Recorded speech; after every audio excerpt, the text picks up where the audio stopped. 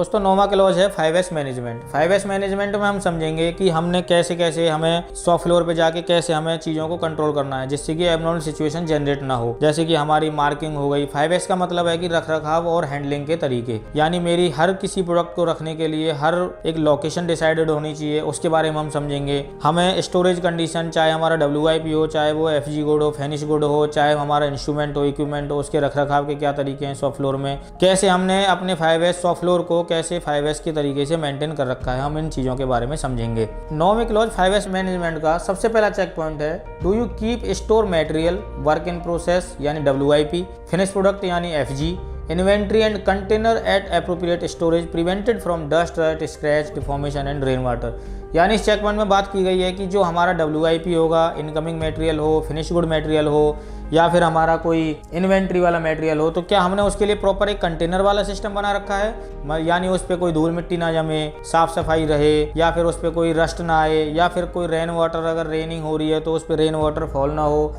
या फिर उस पर कोई एक्सटर्नल डिफॉर्मेशन ना हो, उसके लिए हमने क्या सिस्टम बना रखा है। जैसे कि उसकी रिक्वायरमेंट है, check storage condition of raw material and child part, work in process, finish good, it should be properly prevented from dust, rust and rain water. यानी हमें एज ए प्रोसेस ऑडिटर या फिर बाहर का ऑडिटर होगा, या फिर हम एज ए ऑडिटर चेक करेंगे जाके सॉफ्ट फ्लोर पे जाके कि हमारा जो मटेरियल स्टोरेज एरिया है, यानी हमारा इनकमिंग मटेरियल जहाँ आता है, स्टोर एरिया जो है वहाँ पे जाके चेक करेंगे, या फिर हमारा फिनिश गुड मटेरियल को रखने का जो एरिया है वहाँ चेक करेंगे, या फिर हम लाइन पे प्रोसेस में जाके चेक करेंगे WIP मटेरियल को रखने का तरीका है, किस तरीके से हम मटेरियल को रख रहे हैं, क्या हमने वो सारी चीज़ें कवर की हुई हैं, क्या हमने वो एस्पेक्ट सारे कवर किए हुए हैं कि हमारा मटेरियल रस्टी ना हो, डस्टी ना हो, कोई उस पर एक्सटर्नल डिफॉर्मेशन ना हो। वो सारी चीज़ें हमें जाके सॉफ्ट फ्लोर में चेक करनी है। रेनिंग अगर हो रही है तो रेन वाटर हमारे मटेरियल पे फॉल नहीं करना चाहिए। वो सारी कंडीशंस हमें जाके वहाँ पे चेक करनी है। इसमें दूसरा चेक पॉइंट है, do you control material, work in process and finish product by designated location. जैसा कि हम पहले बात कर चुके हैं कि हर मटेरियल की एक डेजिग्नेटेड लोकेशन होनी चाहिए कि मेरा WIP मटेरियल यहाँ रखा जाएगा, FG मटेरियल यहाँ रखा जाएगा, या फिर मेरा जो वर्क इन प्रोसेस मटेरियल है वो मेरा यहाँ रखा जाएगा। Volume and standard using visual control, यानी क्या हमने कुछ ऐसा सिस्टम बना रखा है क्या कि मेरा विजुअली देखते ही पता लग जाए कि मेरे WIP की जगह ये है, मेरे फिनिश गुड के मटेरियल की जगह ये है, यानी इनपुट, प्रोसेस एंड आउटपुट मेरा पता लग जाए कि मेरा WIP ये है, प्रोसेस मेरी ये होनी है और मेरा आउटपुट यहाँ रखा जाना है। क्या हमने उनकी ऐसी डेजिग्नेटेड लोकेशंस बना रखी है। जैसे कि हम रिक्वायरमेंट में देखेंगे, material storage location defined with identification, कि क्या मेरी मटेरियल की लोकेशन जो है, मटेरियल मेरा यहाँ रखा जाना है, FG मटेरियल मेरा यहाँ रखा जाना है, तो क्या मैंने उसकी एक आइडेंटिफिकेशन बना रखी है कि मेरा FG मटेरियल लोकेशन ये है। दूसरी रिक्वायरमेंट है, area identify for storing new model parts, कि क्या मैंने जो मेरे न्यू डेवलपिंग मॉडल हैं उनके जो पार्ट्स के लिए कोई अलग से एरिया डिफाइन किया हुआ है, वो हमें प्रोसेस में जाके चेक करना है, सॉफ्ट फ्लोर में जाके चेक करना है। तीसरी रिक्वायरमेंट है, storage instruction for example maximum stacking height should be defined, यानी मेरी मैक्सिमम इंडस्ट्रीज में क्या होता है कि maximum stacking height 3-3, 4-4 wire mesh bin के ऊपर चली जाती हैं, वो हमारा नहीं होना चाहिए। हमारी कहीं एक डिफाइन होना चाहिए कि मेरी मैक्सिमम स्टैकिंग हाइट है वो 6 फुट होनी चाहिए या 5 फुट होनी चाहिए, या मेरी 3 वायर मेश बिन एक के ऊपर एक स्टैकिंग हो सकती है। ऐसा हमारा एक डिफाइन होना चाहिए। सॉफ्ट फ्लोर में डिस्प्ले होना चाहिए, विजुअलाइजेशन के थ्रू और रिटन के थ्रू भी होना चाहिए। चौथी रिक्वायरमेंट है, bin raw material bags storage should be uniform, it holds part and setup parts at work instruction to be identify properly. यानी मेरी बिन है, वायर मेश बिन है, या फिर रॉ मटेरियल बिन है, वो मेरी WIP मटेरियल बिन है, वो मेरी क्लियर कलर कोडिंग होनी चाहिए। बेस्ट 5S का एग्जाम्पल है कलर कोडिंग, कि मेरी रेड बिन अगर होगी तो उस पर रेड कलर होगा, WIP मटेरियल बिन होगी तो ब्लू कलर होगा, और ग्रीन कलर की बिन होगी तो मेरी FG की बिन होगी। तो ऐसे कलर कोडिंग होनी चाहिए, और कलर कोडिंग के हिसाब से मेरा कहीं विजुअलाइजेशन डिस्प्ले होना चाहिए कि मेरा ये कलर हम इन बिनों पे यूज़ करेंगे। ये मेरा होता है 5S मैनेजमेंट का। इसमें अगला चेक पॉइंट है, do you forbid operators to put temporary storage on work place, यानी इसमें जो हमने पीछे एक्शंस लिए हैं कि हमने अगर डेजिग्नेटेड लोकेशंस बना रखी है वर्क प्लेस पे कि ये मेरी WIP है, ये प्रोसेस है, ये मेरा FG है, तो मेरी अगर डेजिग्नेटेड लोकेशन अगर होगी तो मेरे ऑपरेटर्स को उसके बारे में जानकारी होगी, और ऑपरेटर मेरा उसी हिसाब से पार्ट को रखेगा। ऑपरेटर को ट्रेनिंग भी प्रोवाइड करवानी है, उसकी ट्रेनिंग डॉक्यूमेंट्स होने चाहिए, और ऑपरेटर उसके बारे में अवेयर होना चाहिए कि ये मेरा WIP का एरिया है, ये मेरी WIP की बिन का कलर है, ये मेरी रेड बिन का कलर है। इसकी जैसे कि रिक्वायरमेंट के बारे में देखें, operator should not keep temporary storage at work place, यानी हमें सिस्टम ऐसा बनाना है, जैसे कि हम बात कर चुके हैं कि विजुअलाइजेशन ज़्यादा होनी चाहिए, यानी कि हमारे ऑपरेटर को देखते ही पता लग जाए कि अगर मेरा ये कलर होगा तो मेरे ये कलर पे WIP पार्ट रखा जाएगा। तो ऑपरेटर जानबूझ के भी गलती नहीं करेगा, अनजाने में भी गलती नहीं करेगा। ये ऐसा सिस्टम होना चाहिए जिससे कि वो टेम्परेरी कोई लोकेशन ना बना पाए। और मेरा single piece, one piece flow should be observe wherever possible to avoid part mix up. अगर मेरा सिंगल पार्ट पीस फ्लो होगा तो मेरे मिक्सअप के चांस भी कम रहेंगे। यानी हम न्यू पार्ट डेवलप कर रहे हैं या फिर कोई लाइन डेवलप कर रहे हैं तो हमारी कोशिश होनी चाहिए कि हम सिंगल पीस फ्लो हमारी लाइन चले, यानी हमारा एक पार्ट पूरा कंप्लीट हो तभी मेरा दूसरा पार्ट मेरे पास आए। अब मैं इसे इंस्पेक्शन के तरीके से अगर जोड़ूं तो मेरे पास एक क्राइटेरिया फिक्स होना चाहिए कि मेरा ये इनपुट है बिफोर इंस्पेक्शन है, ये मेरा आफ्टर इंस्पेक्शन है। मुझे बिफोर इंस्पेक्शन मेरे 30 पार्ट की स्टैकिंग करनी है, और मैं अगर लंच होता है या मेरा कोई ब्रेक होता है, टी ब्रेक होता है, या मैं कहीं वॉशरूम वगैरह अगर यूज़ करने जा रहा हूँ तो मेरे पार्ट पे बिफोर इंस्पेक्शन मेरा कोई पार्ट ना रखा हो या फिर आफ्टर इंस्पेक्शन कोई पार्ट मेरा ना हो। अगर मैं जाता हूँ तो मैं आफ्टर इंस्पेक्शन वाली क्वांटिटी अपनी पूरी करके उसके बाद ही मैं कहीं भी अपने स्टेशन को लीव करूं, ताकि मेरा कोई NG पार्ट उसमें मिक्सअप ना हो या फिर मेरा कोई अदर पार्ट उसमें मिक्स ना हो। तो एज ए ऑडिटर हमें ये सारी चीजें अपनी ऑब्जर्व करनी है। और हमारा बाहर का वाला ऑडिटर जो भी कोई आएगा, VSA ऑडिटर जो भी कोई आएगा या बाहर से कोई भी ऑडिटर आएगा, तो हमारी इन चीजों को इस चेकशीट के अकॉर्डिंग, इस रिक्वायरमेंट के अकॉर्डिंग ऑब्जर्व करेगा कि क्या ऑपरेटर के यहाँ कोई ऐसा डिस्प्ले कैरेक्टरिस्टिक्स है, क्या इनके यहाँ कोई स्टैंडर्ड ऐसा डिस्प्ले है कि बिफोर इंस्पेक्शन इतने पार्ट रखने हैं, मैक्सिमम पार्ट की स्टैकिंग इतनी करनी है, मैक्सिमम स्टैकिंग लेवल इतना रखना है। इन सारी चीजों को ऑब्जर्व करेगा। और एज ए प्रोसेस ऑडिटर हमें भी ये सारी चीजें ऑब्जर्व करनी है और अपने इंप्रूवमेंट इसको प्रोसेस में देने हैं। जैसा कि हम अब इस स्लाइड में देखेंगे, इस इमेज से समझने की कोशिश करेंगे 5S की क्या इंपॉर्टेंस और कैसे हमें दिखता है कि अलग ही एबनॉर्मल सिचुएशन है। जैसे आप देख रहे हो कि ये हमारा दिखा हुआ है कि हमारी बिन्स जो हैं वो अनइवन तरीके से रखी हुई हैं, बिन स्टैकिंग NG है, अपीयरेंस अच्छी नहीं है, देखने में अच्छा नहीं लग रहा है, या फिर हमारी अगर बिनें ये गिर जाएंगी एक दूसरे के ऊपर से तो पार्ट डैमेज होने के चांस हैं। दूसरी तरफ आपको दिखाया गया है कि बिन की अगर स्टैकिंग सही तरीके से करेंगे तो कैसे वो दिखेंगी, कैसे आपको अपीयरेंस में लगेगा, और हमारे पार्ट डैमेज होने के चांस भी नहीं होंगे। इससे अगली इमेज में दिखाया गया है कि आपकी 5S मैनेजमेंट को पार्ट के प्रॉपर रखने वाले तरीके से कैसे है। यानी मेरे पार्ट की स्टैकिंग देखो, आप जैसे देखोगे पार्ट की स्टैकिंग गलत है, एक दूसरे से पार्ट टच हो रहा है, अपीयरेंस जो है वो भी अच्छी नहीं है, और हमारे एक दूसरे से पार्ट टच होने की वजह से पार्ट के डैमेज होने के चांस हैं। दूसरी तरफ आपको दिखाया गया कि एक सेपरेट ट्रॉली बनाई गई है जिसमें कि पार्ट अलग अलग तरीके से रखा हुआ है। अपीयरेंस मेरी बहुत अच्छी लग रही है, पार्ट को बिन में रखा हुआ है, और मेरे जो पार्ट एक दूसरे से टच होने की वजह से जो डैमेज होने के चांस थे वो भी मेरे चांसेस खत्म है। इस क्लॉज में अगला चेक पॉइंट जो है, डू यू इम्प्लीमेंट इंस्पेक्शन और critical operations under properly control environment, illuminance,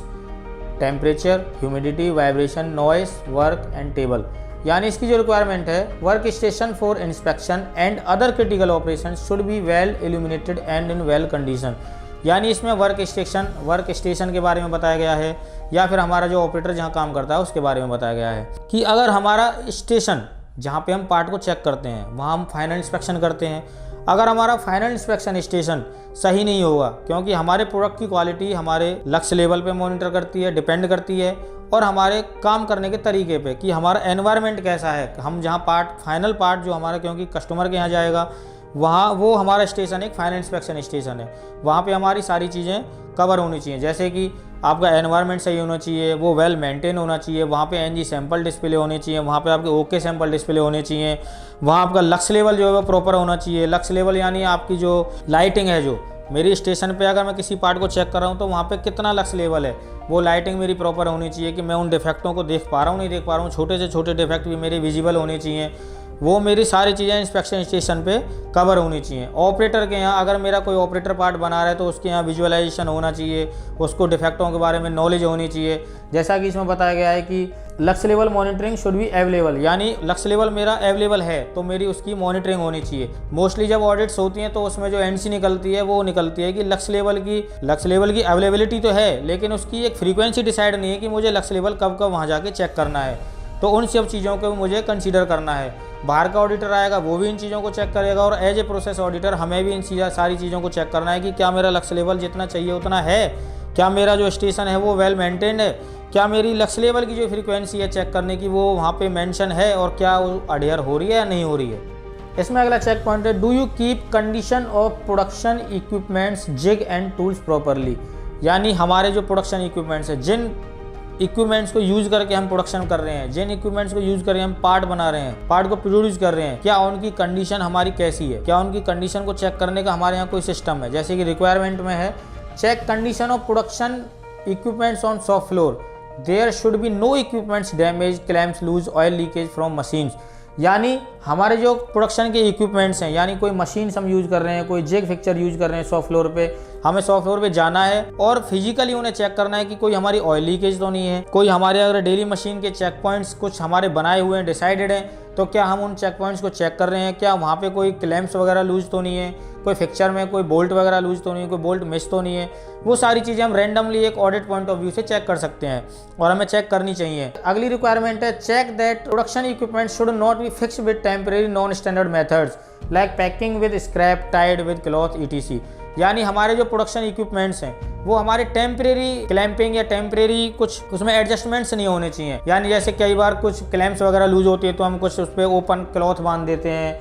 या फिर कुछ उसमें ऐसी पैकिंग लगा देते हैं जो स्क्रैप में से ली हुई होती है। यानी हमें नॉन स्टैंडर्डाइज कुछ भी यूज़ नहीं करना है। हमें अगर यूज़ करना है तो अगर क्लैंपिंग करनी है तो क्लॉथ से नहीं करनी है, केबल टाई यूज़ करनी है। अगर हमें कुछ पैकिंग लगानी है तो स्क्रैप की नहीं लगानी है, प्रॉपर सिम आती है, सिम की पैकिंग यूज़ करनी है। As a auditor point of view हमें वो जाके चेक करनी है और जो बाहर से VSC ऑडिटर आएंगे वो भी इन सारी चीज़ों को फिजिकली जाके शॉप फ्लोर पे जाके चेक करेंगे कि एक्चुअल में क्या हम ऐसा कर रहे हैं। इसमें अगला चेक पॉइंट है और लास्ट चेक पॉइंट है, do you keep condition of inspection equipments properly to ensure accuracy. यानी अब बात की गई है, अभी हम पिछली चेक पॉइंट में हमने बात की थी कि जो हमारे प्रोडक्शन के इक्विपमेंट हैं उनके बारे में। अब हम बात करेंगे कि जो हमारे इंस्पेक्शन के इक्विपमेंट है, यानी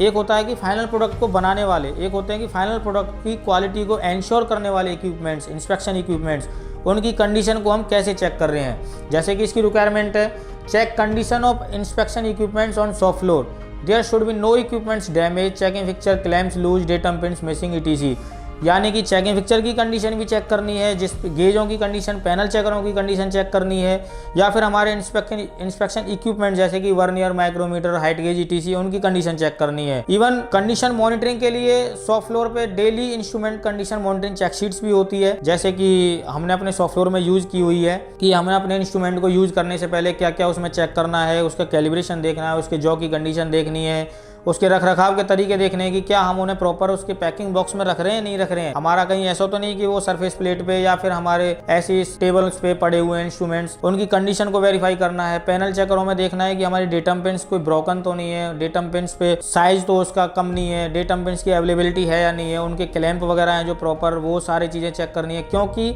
ये ही सारे इक्विपमेंट्स है जो हमारी फाइनल प्रोडक्ट की क्वालिटी को कंफर्म कर रहे हैं और हमारा फाइनल प्रोडक्ट इन्हीं सब इंस्ट्रूमेंट्स और इक्विपमेंट्स से कंफर्म हो के हम कस्टमर को सप्लाई कर रहे हैं। तो हमें इन सारी इंस्ट्रूमेंट्स, इक्विपमेंट्स और गेजेस, पैनल चेकर्स की कंडीशंस को डेली बेसिस पे वेरीफाई करना है। क्या हमारे यहाँ कोई ऐसा सिस्टम है कि हम उन कंडीशंस को वेरीफाई कर रहे हैं, मॉनिटर कर रहे हैं और उनकी रिकॉर्डिंग कर रहे हैं। कस्टमर पॉइंट ऑफ व्यू और एज ए ऑडिटर हमें इन सारी चीज़ों को चेक करना है, इन सारे सिस्टम्स को इम्प्लीमेंट करना है। अगर कहीं लैक ऑफ इम्प्रूवमेंट है तो उन इम्प्रूवमेंट स्कोप्स को आइडेंटिफाई करना है और प्रोसेस में इम्प्लीमेंट करवाना है कि कैसे हम इंस्ट्रूमेंट्स को, इक्विपमेंट्स को, जिग्स को, पैनल चेकर्स को, कंडीशन को कैसे वेरीफाई कर सकते हैं डेली बेसिस पे। दोस्तों, जैसा कि हमने 9वीं क्लॉज 5S मैनेजमेंट में सीखा कि हमारा 5S में क्या क्या चीज़ें कवर होती हैं, हमें क्या क्या एज ए ऑडिटर वहाँ जाके चेक करना है। जैसे कि हमें अपने शॉप फ्लोर पे जाके एबनॉर्मल सिचुएशन जनरेट ना हो, उसके लिए आइडेंटिफिकेशन होनी चाहिए, प्रॉपर कलर कोडिंग होनी चाहिए। शॉप फ्लोर में कैसे हम चीज़ों को आइडेंटिफाई कर सकते हैं, WIP, प्रोसेस, FG, उनको आइडेंटिफिकेशन कैसे चेक करनी है, कैसे उनकी आइडेंटिफिकेशन करनी है। शॉप फ्लोर पे कैसे हम अपने